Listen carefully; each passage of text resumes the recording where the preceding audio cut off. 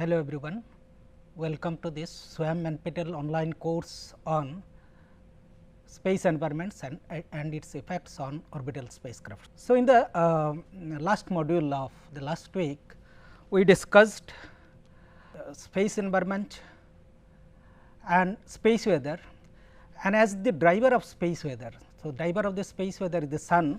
So, we discussed the different layers of the sun, and then what is sunspots, then coronal holes. Followed by that, we discussed solar activities in the form of solar wind, and then when there is solar activities, we discussed how the coronal mass ejection, that is the coronal mass ejected, and then another phenomena solar flare, as well as the solar energetic particle event. So, these are the topics we discussed, and then also we discussed how the solar wind and all these solar activities it couples with the planet's magnetosphere, and we considered the Earth's magnetosphere, and we discussed the phenomena geomagnetic storm as well as geomagnetic substorm, followed by the radiation belt and the ring current. So, now we are going to the module 2, and in this module 2 we will discuss the topics of the satellite orbits. This is important to know the satellite orbits, because the spacecraft the environment it is different at different orbits. And so, we will discuss the geometry of the orbits, then how to determine the velocity as well as the period of the orbits and the orbital parameters. We will discuss the different Earth's orbits and the different applications of the satellites in each orbit. Then we will also have the sessions on the spacecrafts and its different segments. So, now the question is what is a orbit? So, we define orbit, it is the path described by one body in its revolution with respect to another massive body. So, you can see this diagram. So, I can have a small body which is rotating about this, it can be planet. So, this shows our Earth planet. So, those now what are the examples? One example I gave, that is it can be the Earth and the sun. The other example can be the electron, about the atomic nuclei in the atomic structure. Then a spacecraft, it is in orbit around a star, or it can be a planet or moon. So, most of the orbits, when we consider a particular planet's orbit, so these are the closed orbits, and basically this we will see that this shape of those orbits are elliptical, and in general I can say it is all the orbit shapes are derived from the conic sections. So, it can be a circle, it can be an ellipse, or it can be parabola. All these things depends on the what is the eccentricity. When eccentricity is equal to 0, it becomes a circle, and when the eccentricity from 0 to 1 it is the ellipse, and when it is the eccentricity is equal to 1, it is a parabola, and whenever it goes from more than 1, so it is a hyperbolic. So, there can be closed orbits as well as the open orbits, especially whenever a satellite, when it is going or it acquires the velocity with which it can go the influence of the planet, and it can go through interplanetary space. So, that can be a open orbit, like it can be hyperbolic orbit. So, we will have a quick recap of the Kepler's and Newton's laws of planetary motion. So, the first law says that is the orbital shape is, that is the planets moves always in a elliptical orbits about with the sun as in one of the foci. So, like ellipses having two focus. So, this is in one focus, the sun is there. Okay. So, this is the first law. The second law says that is a planet covers the same area of space in the same amount of time, no matter where it is there in the. So, this is the second law of Kepler, and the third law of Kepler says that is the planet's orbital period, that is proportional to the size of the orbit, that is its semi-major axis. So, you can see it is the relation is, that is the square of the orbital period is proportional to the cube of the semi-major axis. So, we can consider, so this is the general the Kepler's laws, which says the orbit of the planet around the sun, and the same thing can be generalized for the satellites when it orbits around a planet, or it can be even the star. So, now we will see how to determine the satellite velocity in orbits and its orbital period. So, as we have seen, that is the 3 laws of the Kepler. So, in order to have the equal area coverage over the same time interval, so here what will happen, the velocity of the satellite or velocity of this moving object, it will not be the same. So, it will have the minimum when it is at the furthest point, and it will have the maximum when it is the nearest point to the massive object. Okay. Now, this is called a two body problem. So, two body problem means the massive body is considered as the spherical body, and the orbiting body, the mass is considered as negligible as compared to the, it can be sun or it can be the earth or any planet. So, this is the Newton's law of gravitational force. So, this is given by this well known formula. Here this mu is called the that is called the standard gravitational parameter. So, we can calculate this the force. So, in this expression m is the mass of the satellite and g is the universal gravitational constant, whose formula is whose value is given by this, and m is the mass of the earth, and this is also the value of the mass of the earth, and then this is that standard gravitational parameter mu. So, you can substitute these two figures and can calculate mu like that. So, the movement of the satellite, as I already said, around the center, it observes Kepler's laws to the first approximation. First approximation means considering the suppose the earth is completely a sphere and there is no other body there, only these two bodies are there, then the Kepler's laws are valid, and we will see that at the end of this lecture that in practice this is not satisfied. Okay. So, again as I already said, the mass of the satellite, it is considered to be very small as compared to the mass of the earth, and it is assumed that the mass of the earth is, or the shape of the earth is the spherical, and it is homogeneous. So, as I said, the movement occurs in free space, the only body is present in the satellite and the earth, but in practice it does not happen. There will be the other perturbations will come in detail at the end of this lecture. Okay. So, we can show that in general the ellipses defined by that Kepler's law, it is also applicable to the satellite and the plane, the orbital plane, and all the equations are valid. Okay. So, this is the equation, this represents the equation of an ellipse, and then I can write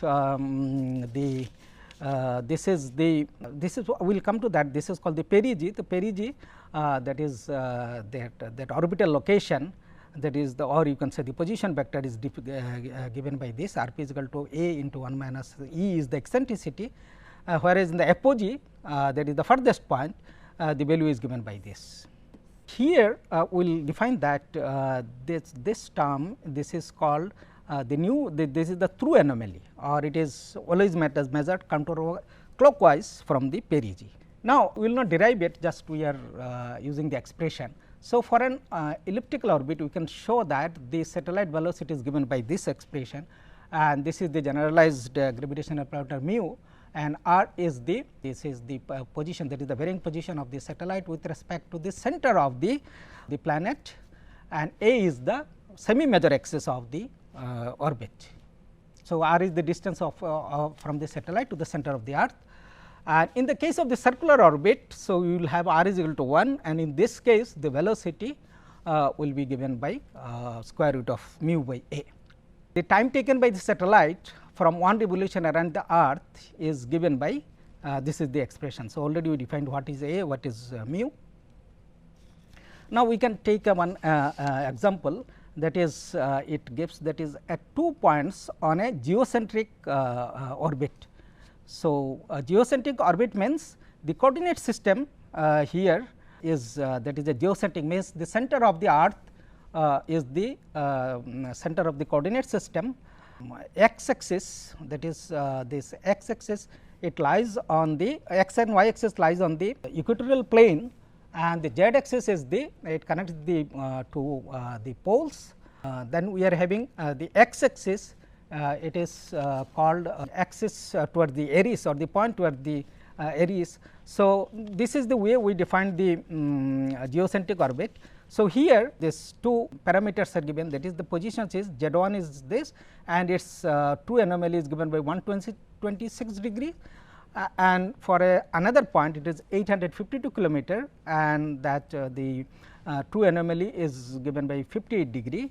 So, you are called to find the eccentricity and the altitude at the perigee and the semi major axis and the period. So, here what is given that is R1 is equal to that is R e plus Z 1.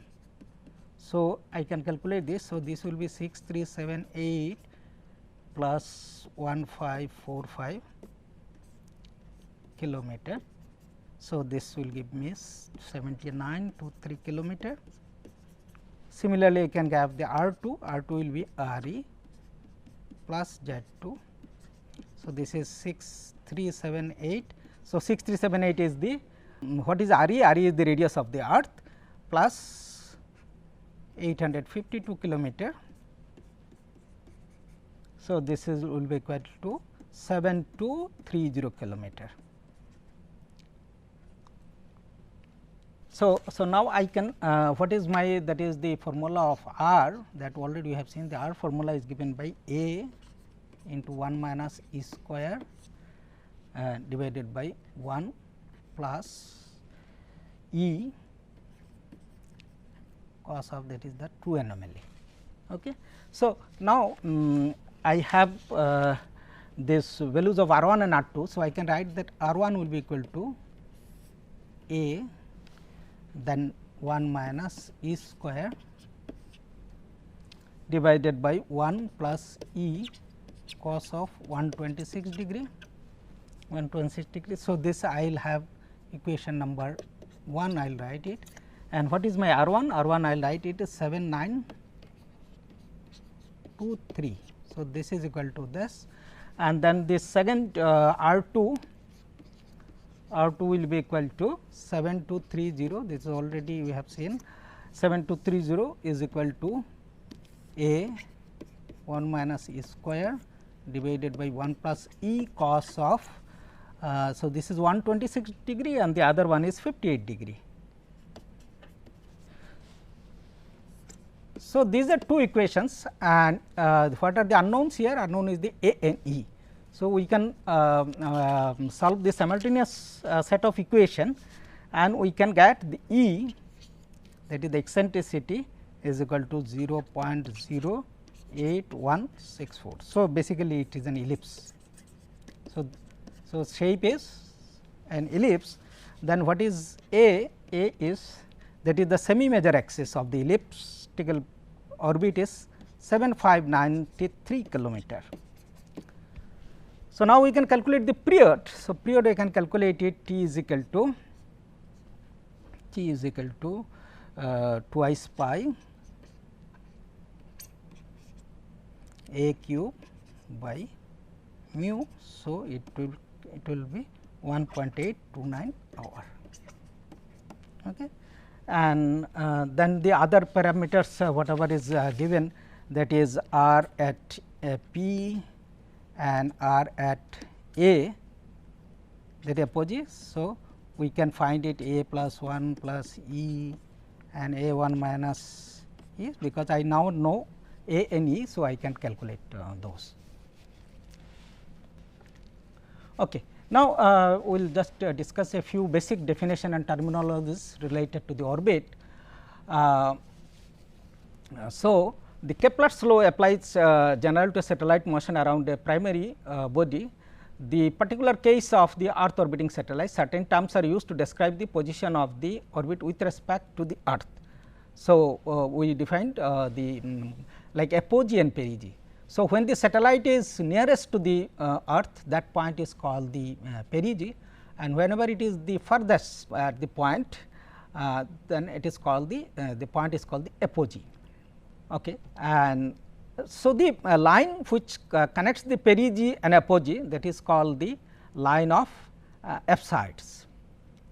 So, the other point, that is called the ascending notch, the point where the orbit crosses the equator plane going from south to north. We will show is in the illustration. and descending node is the point where the orbit crosses the equator plane going from north to south. And then the another definition, that is called the line of nodes. So, line of nodes, it is the line joining the ascending and descending nodes through the center of the earth. So, you can see, so this is the orbital plane, this plane is shows this is the orbital plane, or this is the equatorial plane, this is the orbital plane, orbital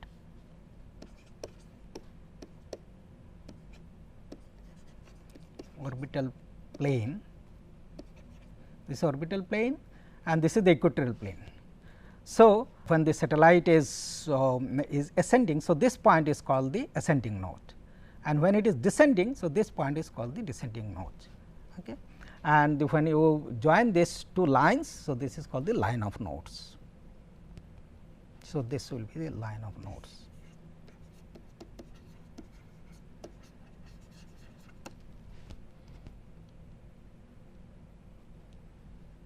Few parameters, it is called the orbital parameters, which are very much needed to know what is the position of the satellite in a particular orbit.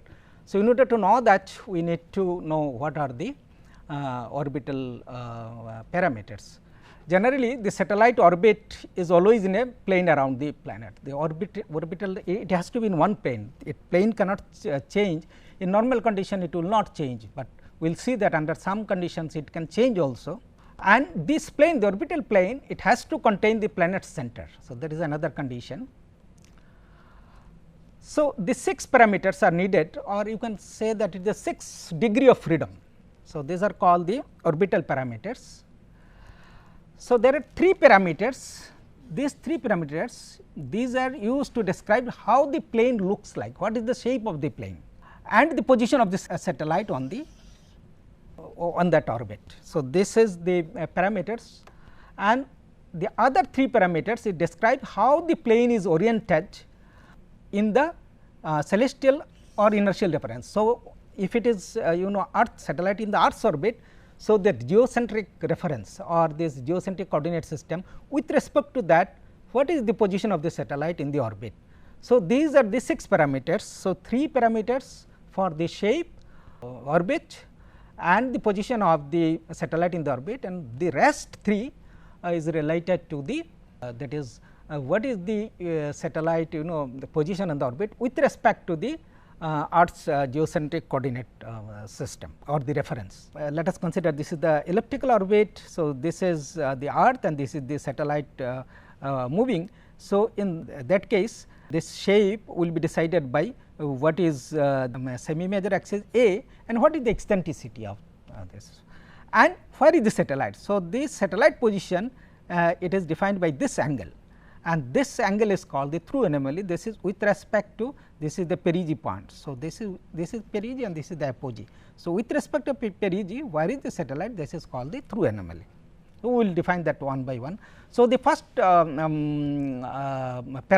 orbital parameter is the semi major axis. Semi major axis A, the second one is the eccentricity. So, these two will decide ellipticity. So, if E is if suppose if E is 0, so in that case it will be a circular orbit. Then the through anomaly. So, already I defined the through anomaly. Through anomaly, this is the angle which is measured with respect to the perigee. Then the other is called the inclination, that of course, it will be clear from this next slide where we have shown the illustration, but here the how the orbital plane is oriented with respect to the that is the equatorial plane of the planet. So, that is called the inclination. Then we will have another parameter, it is called the longitude of ascending node. So, we will see what is that parameter, or it is also called the right ascension of the ascending node or RAN. And then we will see another parameter, that is called the argument of periapsis. So, as I said, the inclination, this is the angle between the orbital plane and the Earth's equatorial plane. So, it is measured at the ascending node. So, already we defined what is the ascending node from the equator to the orbit going from east to north, and the inclination is the first orbital parameter which describes the orientation of the orbit. So, you can see this is the equatorial plane and this is the orbital plane. So, this is the angle and that is measured at the this is the ascending node. So, at this point, so this is the angle, this is the angle made by the equatorial plane of the planet with respect to the orbital plane. The next is the called the argument of periapsis, or it is defined by this the variable is omega. So, this is also called the argument of perigee, and this is the angle between the ascending node and the semi major axis of the ellipse. So, this is the semi major axis, and so this is the ascending node. So, the line this connecting between the line of nodes. So, if you consider that line, so that between this line and this angle. So, this is so basically it is this line. So, this is the semi major axis. So, this is that angle, and it is measured from the ascending node. The other is the longitude of ascending node, or it is also called right accession of the ascending node, or I will write it here, or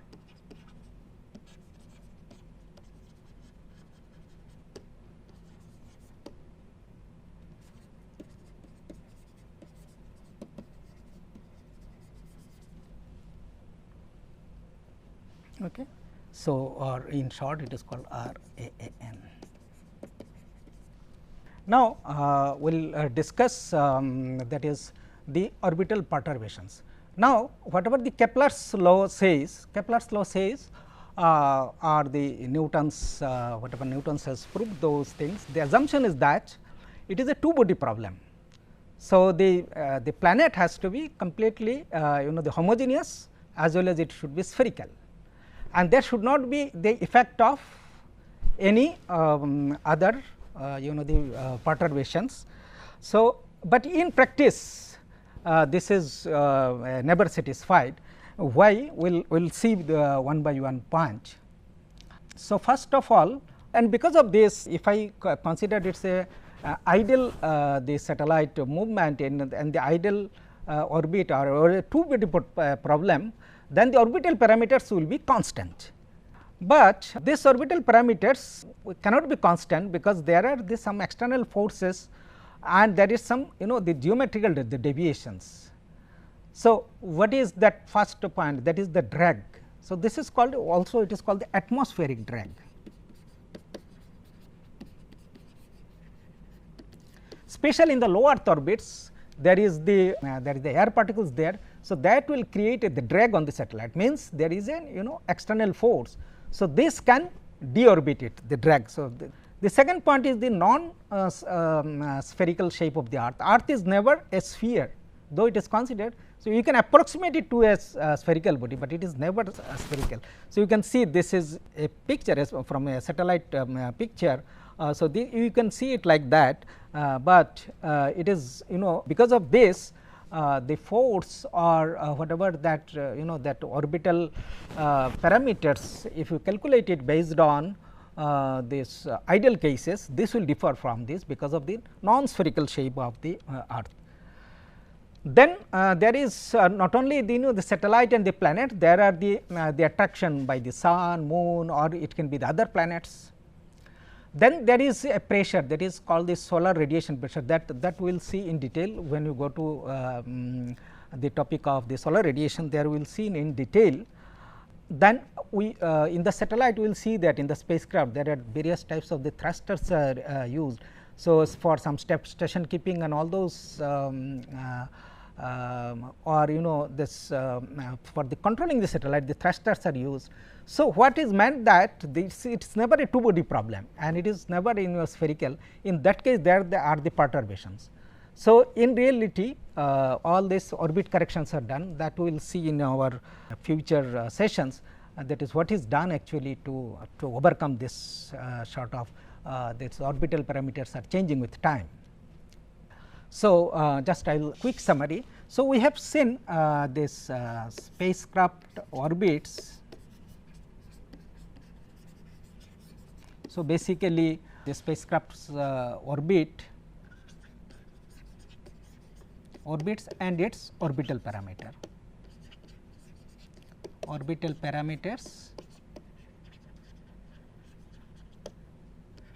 its orbital velocity as well as period.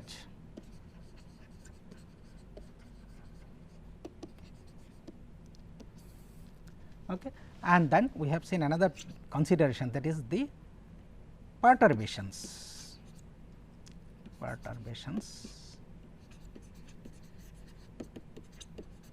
on the satellite.